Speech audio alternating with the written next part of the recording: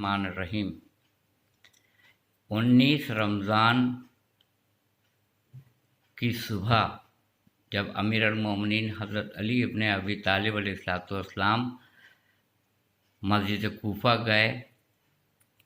اور آپ نے پہلی رکعت کا پہلا سجدہ ادا کرنے کے بعد سے جیسے ہی سر اٹھایا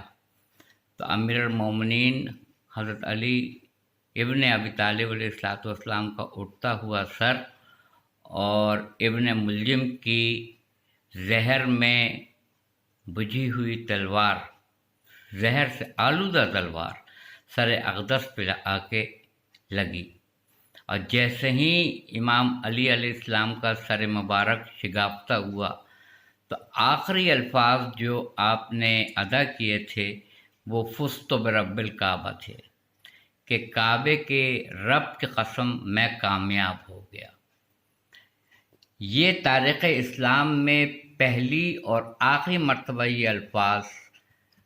جناب امیر علیہ السلام نے ضربت کے وقت ادا کیے تھے کہ رب کعبہ کی قسم میں کامیاب ہو گیا۔ غور طلب مقام یہ ہے کہ مولا کائنات حضرت علی علیہ السلام کو رسول خدا نے تقریباً جو ہم تک جو پہنچی ہے مرجع عالم کی طرف سے، ولی فقی کی طرف سے، عالم دین کی طرف سے، علماء کی طرف سے، اور جو القابات ہم تک پہنچے ہیں وہ کم و بیش ان کی تعداد 600 اور 700 کے درمیان بنتی ہے۔ اور سورہ والنجم میں یہ ہے کہ رسول صلی اللہ علیہ وآلہ وسلم کلام ہی نہیں کرتے جب تک کہ وحی الہی کا نزول نہ ہو جائے، یعنی آپ کے الفاظ وحی الہی کے تابع ہیں، اور اس رسول خدا صلی اللہ علیہ وآلہ وسلم نے مولا متقیان حضرت علی ابن ابی طالب علیہ السلام کی شان میں 600 سے 700 کے درمیان القابات کہے ہیں۔ اس سے زیادہ ہیں مگر جو ہم تک پہنچے ان کی تعداد اتنی ہی بنتی ہیں۔ اتنی فضیلت جس شخصیت کی ہو، جب شب ہجرت کی باری آئی اور مکے سے مدینہ آپ نے ہجرت فرمائی تو اپنے بستر پہ حضرت علی علیہ السلام کو سلایا اور کہا سو جاؤ۔ یہ بھی مولا علی کی فضیلت تھی۔ جب خانہ کعبہ کی چھت کے اوپر جو بت تھے اس کو توڑنے کی باری آئی تو آپ دوش پیغمبر صلی اللہ علیہ وآلہ وسلم پہ سوار ہوئے اور آپ نے 4 بت خانہ کعبہ کے اوپر تھے، لات، منات اور عزا، اس کو توڑا دوش پیغمبر پہ سوار ہو کے۔ اس کے بعد سے سورہ برات کوئی اور لے کے جا رہا تھا تو آیت آئی کہ یا رسول صلی اللہ علیہ وآلہ وسلم یا آپ جائیے سورہ برات کو لے کر، یا جو آپ میں سے ہو، یہ قرآن میں آیت موجود ہے، یا وہ لے کے جائے گا۔ تو آپ نے کسی سے سورہ برات لی اور حضرت علی علیہ السلام کو دی کہ جا کے مشرکین کو سورہ توبہ جسے کہتے ہیں، جو بسم اللہ الرحمن الرحیم کے بغیر ہے، بہت ہی جلالی سورہ ہے، اس کو جا کے تلاوت کریں جا کے۔ اس کے بعد جب مباہلے کی باری آئی تو عیسائیوں کا جو گروہ تھا بنی نجران کا،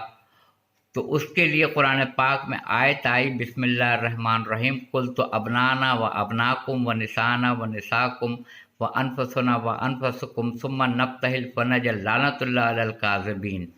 کہ ان سے کہیے کہ یہ اپنے بیٹوں کو لائیں، ہم اپنے بیٹوں کو لاتے ہیں، میں نہیں، ہم جمع کا صیغہ ہے، ان سے کہہ دیں کہ یہ اپنے بیٹوں کو لائیں، ہم اپنے بیٹوں کو لاتے ہیں، یہ اپنی عورتوں کو لے کر آئیں، ہم اپنی عورتوں کو لے کر آتے ہیں، اور یہ اپنے نفسوں کو لے کر آئیں، نفوس لے کر آئیں نفسوں کو، ہم اپنے نفسوں کو لے کر آتے ہیں۔ تاریخ اسلام بتاتی ہے کہ یہاں سے رسول خدا ان کی آغوش میں امام حسین علیہ السلام اور امام حسن کا ہاتھ تھامے ہوئے تھے۔ رسول خدا کی پشت پہ خاتون جنت بی بی فاطمہ الزہرا سلام اللہ علیہا تھیں، اور ان کے پیچھے مولا متقیان حضرت علی ابن ابی طالب علیہ السلام جا رہے تھے۔ اور یہ بغیر کسی ہتھیار کے مقابلہ تھا عیسائیوں کے گروہ بنی نجران سے، اور مباہلہ ہو رہا تھا۔ مباہلے کی نوبت ہی نہیں آئی۔ انہوں نے یہ کہا کہ ہم وہ متبرک چہرے دیکھ رہے ہیں، مکرم چہرے دیکھ رہے ہیں کہ اگر یہ اشارہ کریں تو پہاڑ اپنی جگہ چھوڑ دیں، پہاڑ اپنی جگہ چھوڑ دیں گے۔ قرآن صامت کے لیے آیا کہ ہم اس کو اگر پہاڑ پہ جبل پہ نازل کرتے تو وہ ریزہ ریزہ ہو جاتے۔ قرآن ناطق جو پنجتن پاک گئے تھے، ان کے متعلق بنی نجران کے عیسائیوں نے کہا کہ یہ وہ متبرک چہرے ہیں کہ اگر یہ اپنی طرف سے حکم دیں گے تو پہاڑ اپنی جگہ چھوڑ دیں گے۔ جو چیز قرآن صامت قرآن کے اوپر لاگو ہوتی تھی وہی قرآن ناطق کے اوپر ہوئی کہ قرآن سے تجویز دی گئی۔ یہ بھی واقعہ ہوا۔ اس کے بعد سے کم و بیش 1.25 لاکھ 1.5 لاکھ کا مجمع حجۃ الوداع سے واپس آ رہا تھا۔ خم کے میدان پہ پالان شتر کا ممبر بنایا گیا، یعنی اونٹ کے اوپر جو لکڑی کا ہوتا ہے کجاوا جس کے اوپر لوگ بیٹھتے ہیں، اس کو ایک کے اوپر رکھا گیا، اور آپ نے اوپر جا کے حضرت علی ابن ابی طالب کا ہاتھ اوپر بلند کیا اور کہا من کنت مولا فہذا علی مولا، میں جس کا مولا ہوں اس کے یہ علی مولا ہیں۔ یہ واقعہ ہوا۔ اس کے بعد سے بے شمار واقعات ہیں قرآن مجید میں۔ سورہ رات 13واں سورہ قرآن مجید کا، اس کی آخری آیت، اس میں 43 نمبر ہے اس آیت کا، 43 نمبر کی آیت ہے، وہ آپ مطالعہ کر سکتے ہیں۔ بسم اللہ الرحمن الرحیم قل کفا باللہ شہیدم بینی و بینکم ومن عندہ علم الکتاب۔ اے رسول آپ پریشان نہ ہوں، آزردہ نہ ہوں، غمناک نہ ہوں، آپ کہہ دیجئے کہ آپ کی رسالت کی گواہی کے لیے 2 گواہ کافی ہیں، ایک اللہ کافی ہے اور ایک وہ شخص جس کے پاس کتاب الہی کا پورا علم ہے، وہ کافی ہے۔ تو جناب امیر سے زندگی میں کسی نے سوال کیا تھا کہ امیر المومنین آپ کی سب سے بڑی فضیلت کیا ہے؟ آپ خانہ کعبہ میں پیدا ہوئے، آپ دوش پیمبر پہ سوار ہوئے، آپ ہجرت کی شب بستر رسول پہ سوئے، آپ مباہلے میں گئے، آپ کو مولائیت ملی، آپ سورہ برات لے کے گئے، ان گنت آپ کی فضیلتیں ہیں، مگر آپ کے نزدیک سب سے بڑی فضیلت کون سی ہے؟ تو آپ نے سورہ رات کی یہی آخری آیت پڑھی کہ میری سب سے بڑی فضیلت یہ ہے کہ رسالت کی گواہی کے لیے خدا کے بعد سب سے بڑا دوسرا گواہ میں ہوں، جو میری سب سے بڑی فضیلت ہے۔ جب صلح حدیبیہ کی بات آئی تو کاغذ و قلم امیر المومنین حضرت علی علیہ السلام کے ہاتھ میں تھا، اور وہ اس کے اوپر اپنے جو ان کے مطالبات تھے تحریر کراتے جا رہے تھے۔ جب دستخط کی باری آئی تو وہاں لکھا ہوا تھا محمد رسول اللہ صلی اللہ علیہ وآلہ وسلم۔ انہوں نے کہا سارا جھگڑا تو رسول اللہ کے اوپر ہی ہے، اگر ہم اللہ کا رسول مانتے ہوتے تو جنگ کیوں کرتے، پھر ان سے معاہدہ کیوں کرتے، آپ رسول اللہ کاٹ دیں۔ یہ پہلی اور آخری جسارت تھی جو مولا کائنات نے کی کہ کاغذ و قلم لے کے رسول خدا کو دے دیا کہ میں نہیں کاٹ سکتا ہوں اللہ کے رسول، کیونکہ میں نے تو رسول بنتے ہوئے آپ کو دیکھا ہے، رسالت ملتے ہوئے آپ کو دیکھا ہے میں نے، تو میں نہیں کاٹ سکتا ہوں۔ تو رسول خدا صلی اللہ علیہ وسلم نے محمد رہنے کے بعد صلی اللہ علیہ وآلہ وسلم رسول اللہ خود اپنے ہاتھ سے اس کو کاٹا۔ تو کسی مقام پہ آپ نے یہ نہیں کہا فزت برب الکعبہ، فزت برب الکعبہ، فزت برب الکعبہ، رب کعبہ کی قسم میں کامیاب ہو گیا، کعبے میں پیدا ہوئے بہت بڑی فضیلت تھی، مگر کبھی یہ نہیں کہا کہ فزت برب الکعبہ۔ ساری زندگی فضیلت ہی فضیلت، یعنی القابات کی تعداد 600-700 کے درمیان ہیں۔ کیا کیا میں آپ کو بتاؤں، یاسب الدین ہیں، کشاف القروب ہیں، قاتل الناقصین ہیں، ابو الائمہ ہیں، ابو تراب ہیں،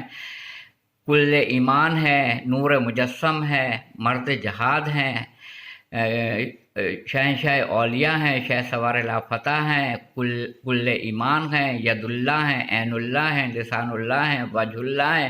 جنب اللہ ہیں، اسد اللہ ہیں، فاتح بدر و احد ہیں، فاتح خندق ہیں، خیبر ہیں، ایلیہ ہیں، ابو الحسن ہیں، زوج بطول ہیں، کشاف القروب ہیں، قاتل المشرکین ہیں، آپ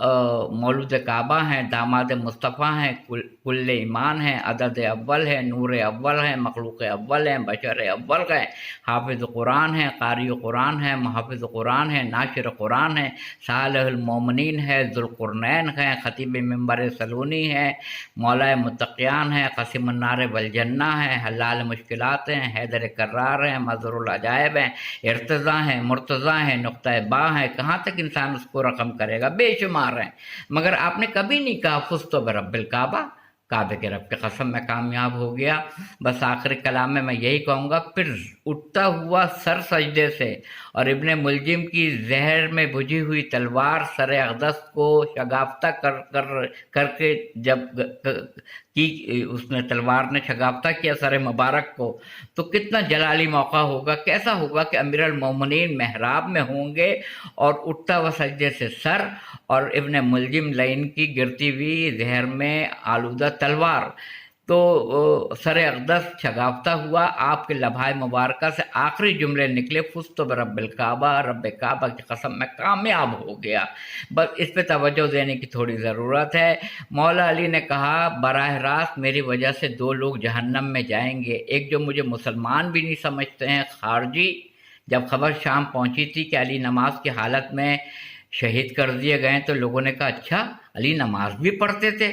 تو مولا نے کہا کہ جو مجھے مسلمان نہیں سمجھتے ہیں یعنی خارجی، وہ براہ راست جہنم میں جائیں گے، اور جو مجھ سے اس قدر محبت کرتے ہیں کہ مجھے خدا کہتے ہیں، وہ بھی براہ راست جہنم میں جائیں گے۔ یہ مولا علی اپنی زندگی میں کہہ کے گئے ہیں۔ شدید نفرت کرنے والے خارجی وہ بھی جہنم میں جائیں گے، اور مجھ سے شدید محبت کرنے والے جو مجھے خدا کہتے ہیں وہ بھی جہنم میں جائیں گے۔